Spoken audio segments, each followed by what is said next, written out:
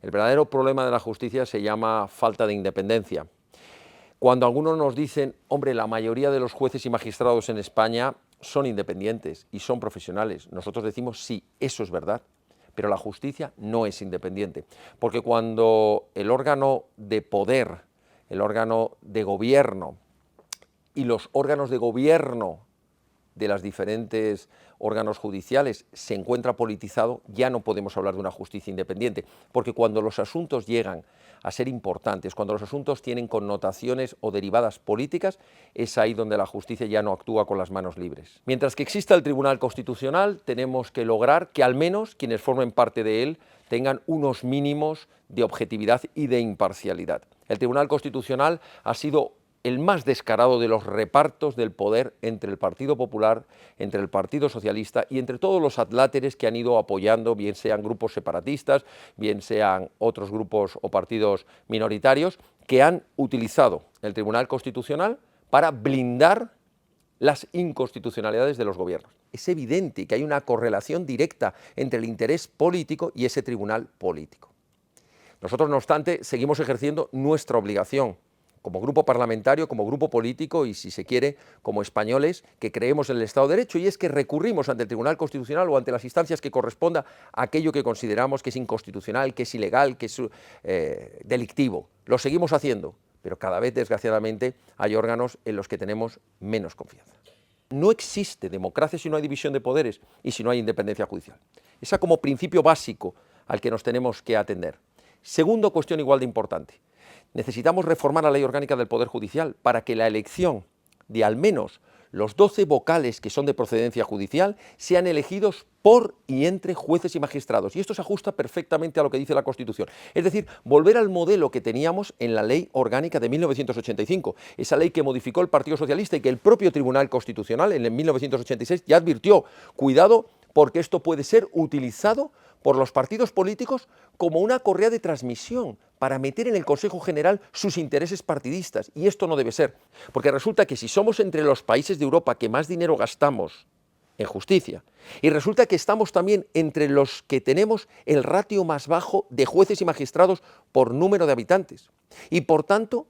estamos entre los países con mayor retraso en la resolución de los asuntos judiciales, y estamos entre los países que tardan más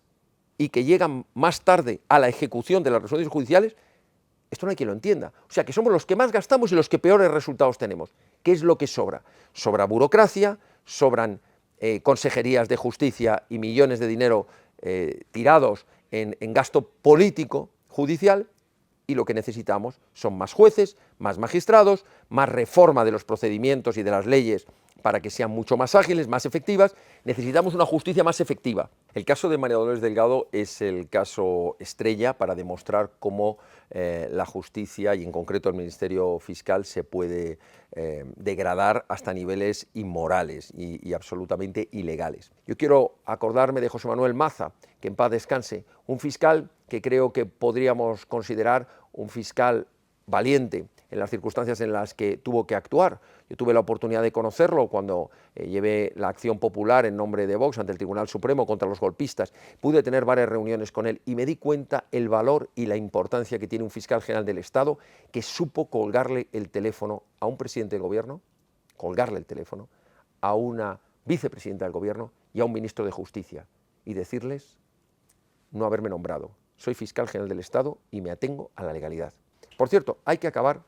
con un tema también lacerante, repugnante, que ha sido denunciado por varios organismos europeos, que es lo de las puertas giratorias de la justicia. ¿Cómo puede usted estar como ministro y de repente volver a su plaza de juez al día siguiente? ¿O cómo puede usted venir de un partido político y ocupar una Fiscalía General o un Ministerio de Justicia y del Ministerio de Justicia volver a ocupar la plaza judicial? No puede ser, tiene que haber unos márgenes en el tiempo suficientemente largos para que esa contaminación, ese tráfico de influencias, ese interés partidista no pueda contaminar nunca la justicia.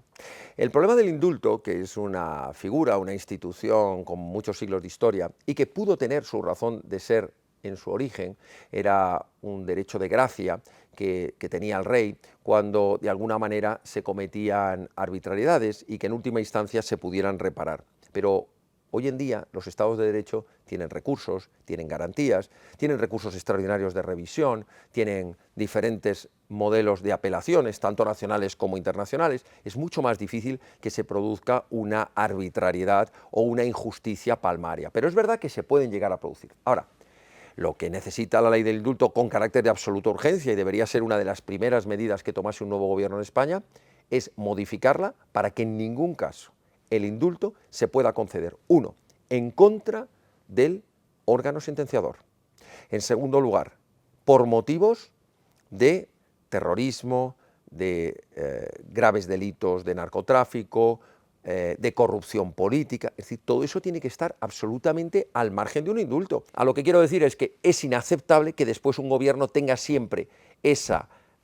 conejo en la chistera, ese conejo podrido en la chistera, en el cual dice ahora te escapas por la puerta de atrás y te indulto. Es vergonzoso, es descarado. Nosotros lo que decimos es que claro que nos alegramos que de una vez por todas la justicia europea haya dicho que se tienen que entregar a España, pero ha sido vergonzoso porque han estado utilizando eso para hacer mucho daño a España, han estado utilizando para decir que en España no hay justicia, que en España había tribunales políticos, que en España se dictaban sentencias con carácter político, que en España se perseguía el pensamiento, la ideología, no, se perseguían los delitos, delitos gravísimos de malversación, de rebelión, de sedición, de desobediencia a los tribunales. Nos alegramos que una vez más el magistrado Llarena haya tenido razón, magnífico magistrado y valiente, y espero personalmente poder volver a vestir la toga en el Tribunal Supremo, sentarme otra vez en el estrado de la acusación popular de Vox y ver al prófugo de Puigdemont y el resto de sus secuaces sentados en el banquillo teniendo que responder a la justicia. Una de las medidas que hay que tomar es con carácter de absoluta urgencia. El nuevo gobierno que salga del 23J, que esperemos que no sea un gobierno de la extrema izquierda de los socios de Sánchez,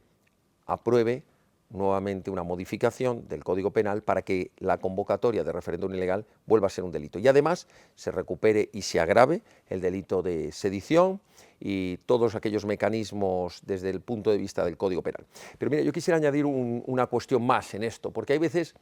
que nos quedamos solo en la parte dura, más visible, de combatir al separatismo y a la delincuencia, que es obviamente con la acción policial, con la acción judicial, pero nos olvidamos de otra tan importante o más, y es el combate ideológico, el combate educativo. Como no seamos capaces, con nuevas leyes de educación, de contrarrestar la educación del odio y de la mentira que se están vertiendo en las aulas a las nuevas generaciones, nos encontraremos con que este problema irá cada vez acrecentando. Hay otros países europeos, como es Alemania, como es Portugal, como es Italia, como es Francia, que tienen muy claro que los partidos separatistas son partidos inconstitucionales, que no es aceptable que un Estado permita que quienes quieren destruir el Estado entren en el juego parlamentario y que desde las instituciones, desde dentro de las instituciones, destruyen el Estado. Es así de claro. Por esa misma razón no se puede aceptar partidos que son abiertamente contrarios a los principios de la Constitución, que atentan a la esencia de la Constitución, que es precisamente la indisoluble unidad de la nación española, patria común e indivisible de todos los españoles, que atentan a la división de poderes, que atentan al respeto a las sentencias judiciales, que atentan a las instituciones, que quieren destruir desde la corona hasta la última de las instituciones del Estado. Pues no son aceptables y no hay que permitirles que entren en el juego político y mucho menos que estén representados en las cámaras de representación de la soberanía nacional, no popular, la soberanía nacional.